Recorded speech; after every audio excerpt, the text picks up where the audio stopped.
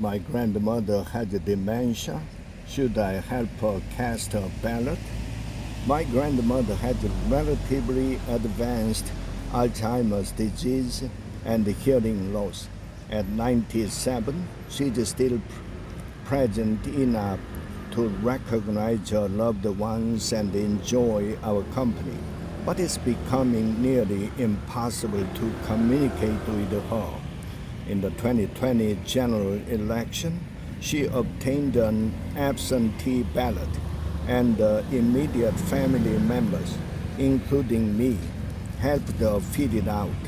Her cognition was in decline for 4 years ago, but it was not as degraded as it is now. As I remember, she held the pen while we did our best to explain each office and the issue.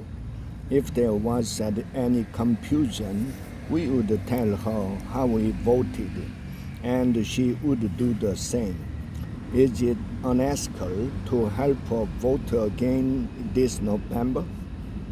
I foresee things playing out similarly to the last general election, in which she performs the mechanics of voting while we advise her.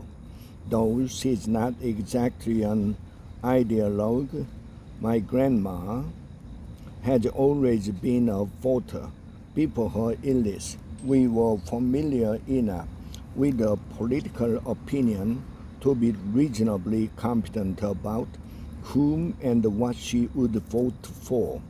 But I'm also conscious of the fact that the line between assistance and coercion is blurred in this situation. Name withheld. Anyone may seek and act on advice about how to vote that include asking other people how they have voted and choosing to do likewise. If your grandmother is still able to check the boxes and sign the ballot as an expression of her choices, she's just doing what anybody else does. Under those circumstances, she's entitled to vote with your assistance. If she doesn't understand what she's doing, though, she isn't really voting. Voting is the expression of a political choice, and it would be wrong to record a vote that didn't reflect her actual choices. What to do when it's simply unclear whether she's expressing a view.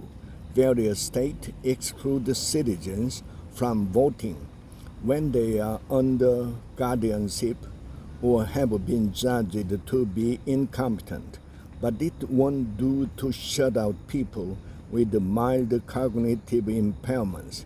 After all, there's a great distance between the ideal of civic responsibility, in which you reflected carefully, or how an electoral outcome would affect the district, the state, the country, the world, and what you are entitled to do when voting. Political scientists can marvel at what so-called low-information voters don't know without thinking that such people should be disenfranchised.